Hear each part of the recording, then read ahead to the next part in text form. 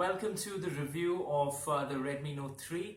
As you can see, what I have over here with me is a Redmi Note 3 dark grey 32GB version, which I actually got from Amazon a few weeks back for my dad, and I made an unboxing video about it and it got a pretty decent response, so I thought that I will make another video actually giving a comprehensive review of this very phone. So let me just say right off the bat that I will not be getting into the technical mumbo jumbo of the phone. I won't be talking about the specifications because you can already find all of that information on the internet. I will be talking about the phone from a very practical standpoint of having used the phone for about a couple of weeks and then having given it to my dad and getting some feedback from him as well. So I will break the review down into three sections. Firstly, I'll talk about the pros of the phone, the things that I liked. I will then talk about the cons or the things that I didn't really dig so much. And finally, I'll leave you with the conclusion or my recommendation, my 2 cents basically about what I think of the Redmi Note 3. So with that being said, let's get things started and let's talk about the pros of the phone. So the first thing that strikes you about the phone is, of course, its design. And I have to say that Xiaomi has done a pretty good job of the design. I think they've struck the right blend between giving it a nice, subtle, aesthetic look, but at the same time making it sturdy and equally tough. So I like that they have kind of used a very minimalistic design over here at the back, and I went in for a black and grey because I was buying this phone, like I said, for my dad. If I was buying it for my mom or probably for a lady, I would have gone in for the golden color. And then there are some people who go in for silver as well. Quite frankly, I never really like that color too much on cell phones. Apart from that, you have to say that it does feel quite premium and it's good to hold in your hand, although it can get to be a little slippery at times. Apart from that, I really need to bring your attention to this fingerprint scanner over here at the back, which is a huge plus.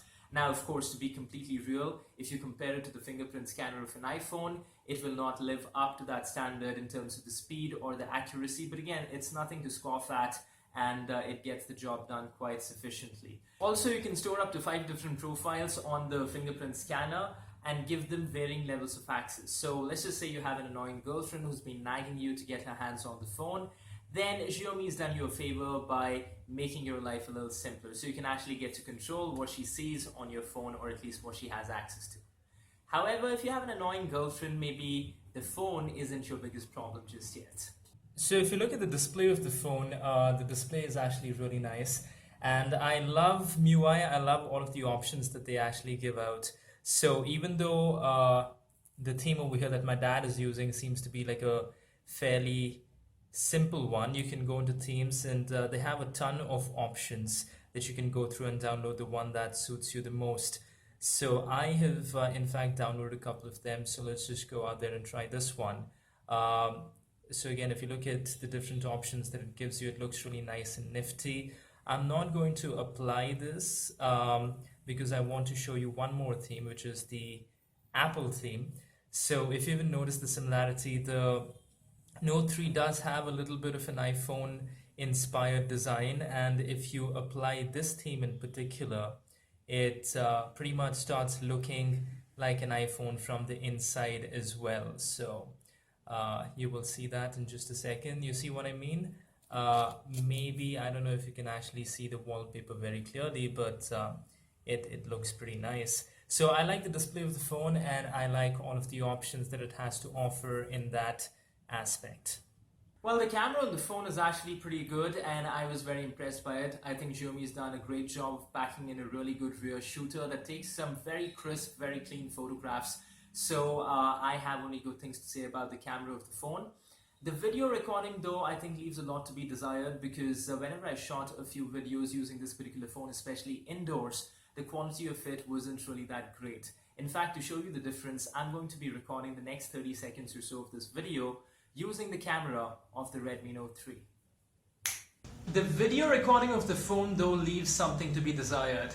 I don't think it is that great because I'm shooting this part of the video actually using the camera of the Note 3.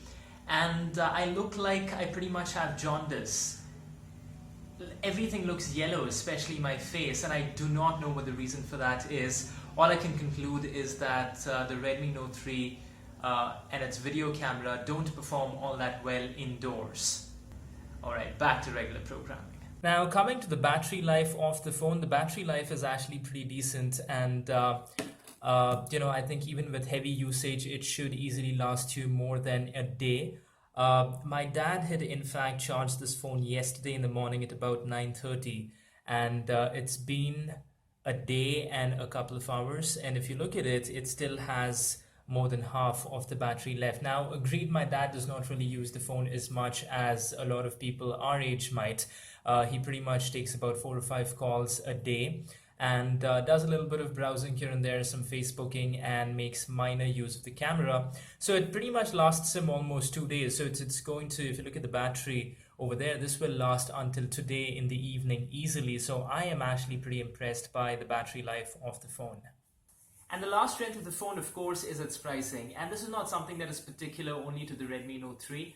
I think Xiaomi does a pretty good job of pricing most of its phones very aggressively. And this one is priced at 11,999 for the 32 GB version and 9,999 for the 16 GB version. Those are Indian figures. For international figures, I would say it's roughly about $185 for the phone that I'm holding, which is a 32 GB. Now, having said all of that, I think Xiaomi could have done a slightly better job of maybe trying to price the 32 GB version at about 10,000 rupees, but that's just maybe asking for too much. However, I think it is still a pretty good deal at the price that they're selling this phone for in the Indian market. Alright, so far so good. But when you're buying something as a consumer, whether it's a phone or a car, you're usually more concerned about the drawbacks, about the things that you might find as a flaw with that particular product. So having said that, what are the cons of the Redmi Note 3? Let's find out. So coming to the cons, one of the things that my dad experienced, and so did I, was when you're actually charging the phone, it tends to get a little heated. In fact, maybe not a little, but actually quite a lot. So if you're one of those people who likes to use your phone constantly, even when you're charging, to do some browsing, to go through Instagram, to upload things onto Facebook, or even talk on the phone, as some people do, even though they should not, then this phone is not for you because it does get quite heated when you're charging it, and you will just have to let the phone be. Also, it does take quite a significant amount of time to charge, even though it does give you good output once it's charged completely. But to go from, let's say, about 5% to 100%, you will have to plug the phone in at least for an hour and a half, if not more. The second drawback is the call quality. Now, again, I'd read some reports about the call quality of the Redmi Note 3 being a little dodgy, and I've faced similar issues as well, especially with incoming calls. I've had several people tell me that they were not able to hear my voice very clearly, and I upgraded the phone to the latest version of the operating system, and I don't think that has necessarily solved the problem. However, it is early days and I'm hoping that I will be able to get that fixed. So if you're one of those people who uses the phone quite a bit to actually talk on the phone, to make calls, to receive calls, then I think you will have to proceed with caution as far as buying this particular phone. And also, this might just sound silly, but my dad says that whenever he hangs up on the phone after a call, a lot of times he sees 414141 written on the screen. He's convinced that the phone is actually haunted.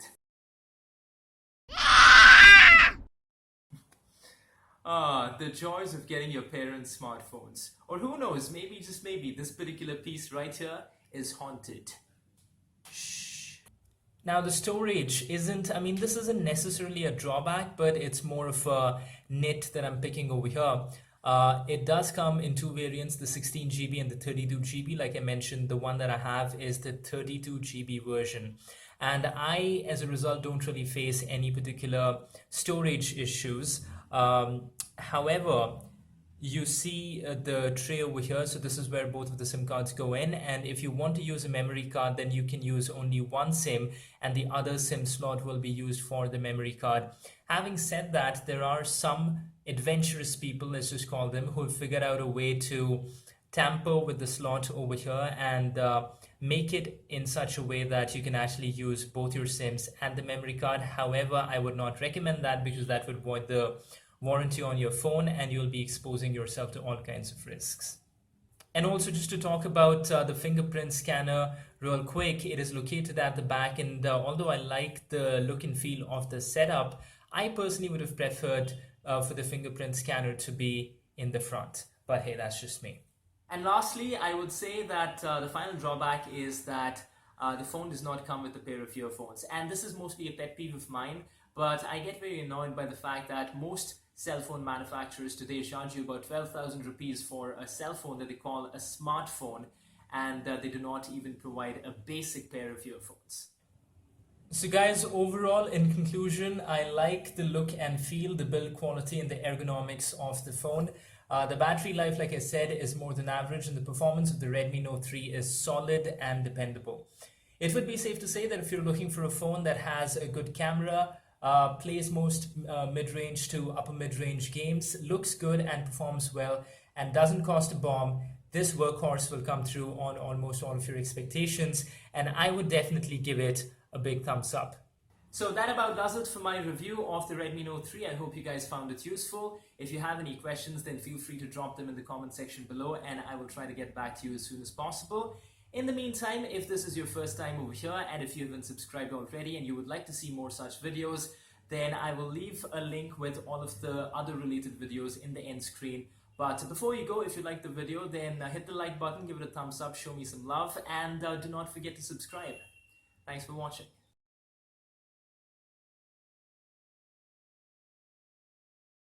Come on, hit that subscribe button. It only takes a second.